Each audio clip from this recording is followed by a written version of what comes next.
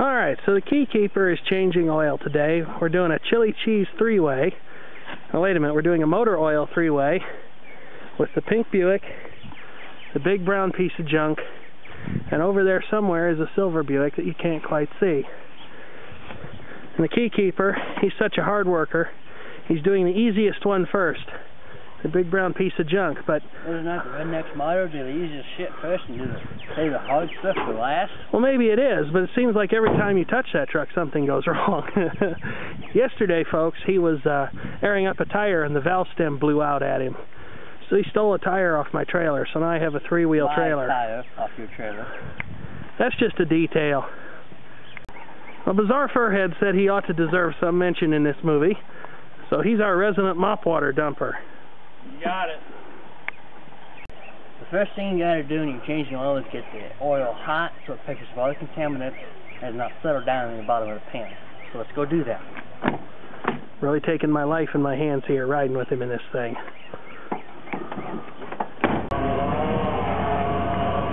You're supposed to look where you're going when you're backing up? That's what I have mirrors for. Okay, so now that we've got the oil nice and hot, let's get out and see what we have to do to get the oil filter off and pan plug removed. This thing requires a special hood popping procedure. No, not today it didn't. Oh well. Hey, can we see the Keykeeper? He's under there. I know he's under there. Shit. Boy. So how muddy was it under there? Especially after you went through the cow pasture. That's not too bad under the frame, but man, she's greasy. Okay. You know, strap wrench. Where's that at? Should be behind the seat. A lot of stuff behind that seat. You tell me. Rag. So far the Keykeeper can't find his strap wrench. Now he cleaned the interior of this car out. Guess where he put it? Too much junk in the trunk. Oh, there's a... Yeah, we see you got the real stuff for your car, as opposed to the Super Tech. Well, we'll be back with you later this season. No, you actually found it. I am amazed. Yeah, but I still got the Super Tech filter. I got the good synthetic oil. You need more rags, do you, huh? That's all. Now, first thing about an oil change, safety first. Put these on, and then we want to position our tools precisely under the vehicle that we are working on. Very good, sir. Now we're ready to do it again. Yes, I'm going to get my exercise walking back and forth because the Keykeeper keeps forgetting stuff. And with his safety glasses. Proper set of tools. This is not an endorsement of Craftsman. They protected him against shutting his eyes in the door, which is a very real hazard when you do this. Oh, here's that valve stem. Yep, that's what went wrong with the Keykeeper's truck the other day. They blew a valve stem out, and there's the offending tire. See that? Yep. Just broke right off, didn't it? One rush you in, ain't it? Yes, it is. Alright, now this is the start.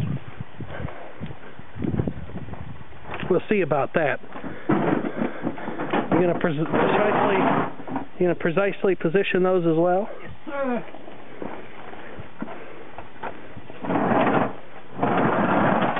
Now the Keykeeper is gonna open the pan plug and drain all the oil out of the engine. Look at him working under there. Better him than me. Oh, okay. Well, they're always in a different place on different vehicles. That's why I probably shouldn't be playing with too much.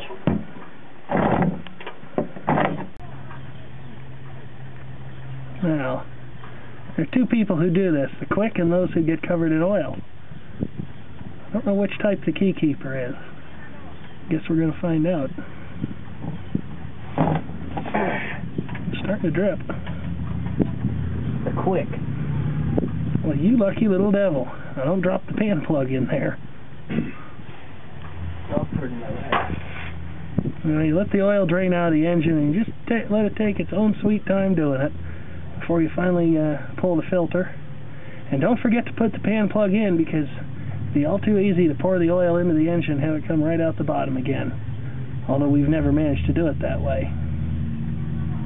Alright, now we're going to check and see at the end of our pan plug here if there's any filings or shavings on it. We're also going to check if it's magnetized by using the magnetized pan plug detector, which does double duty as a basketball hoop. No, this pan plug is not magnetized. So there you go. Sure is dirty enough. How long has it been since you changed the oil in this beast? Well, on the gray Buick, it's working on being 21,000 miles between oil changes. Good thing we were running synthetic in it, wasn't it?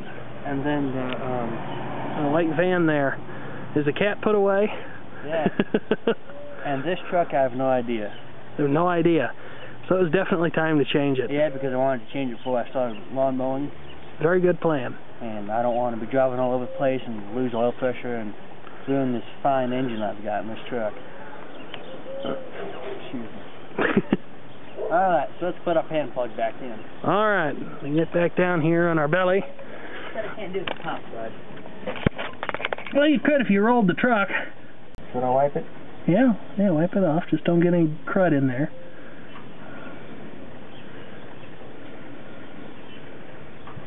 And don't burn yourself. It's still dripping a little bit, but we've got 3 of these we have to do today. Where's your oil filter at? Right here. Oh, I don't think I can see it. The sun's on the viewfinder. Is that for my 4L60 transmission?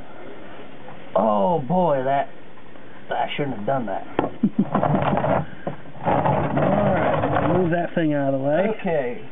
And then the key keeper has to get his oil filter after he tightens his pan plug. What's the torque specification on the oil pan nut? Just short of stripping it. Just kidding. Don't strip out your pan plug, because that will put you in a world of hurt. Oil filter. There's 2 people that do this too. There's 2 kinds of people that do this. There's a tire in my way. And the only disadvantage of doing the oil filter is there's a hot exhaust manifold right next to it. Yes, there is. My truck is definitely an improvement in this regard. But here we have the strap wrench that goes around the filter. Yes, the loosest strap wrench. Well, when we went to do my truck, we couldn't find one of these anyplace. And now the key keeper is going to tighten his filter on even tighter than it normally is. We'll just take it off by hand. Look. I'm looking. I'm going to let it drain first. Good luck with that. There it is, it's dripping. I'm surprised the Supertech filter. I think it'd be something else. Alright, now the key keeper, who's playing dead underneath the truck, sent me over here to get the oil filter. Being the helpful kind of guy I am, I'm going to bring him back something like a pine cone, or maybe the wrong filter for the car, because he hasn't told me which one to get, and there's 2 of them in here. The bigger of the 2. The bigger of the 2. The small one goes on the Buick. Well, as we know, apparently just like with men, for trucks, size matters.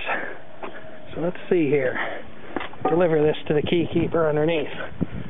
Set it down. Precisely. I'm busy right now. Alright, I pulled out the old filter. Putting the same thing back on there again, another Supertech filter. Look at this, he's wearing a rubber glove. Well, used oil is cancerous. With prolonged skin contact. With prolonged skin contact. Now, rub the seal of that with some used motor oil to help it seal up. Right off the bottom of the oil can, huh? Yep. That would work perfectly. And you don't want to cross-thread these either when you go to put them on. Yes, don't cross-thread your oil filters. This one's black. Yes, it is. A true ASE certified mechanic gets dirty. He's working on it. He's not ASE certified yet, but he's working on it.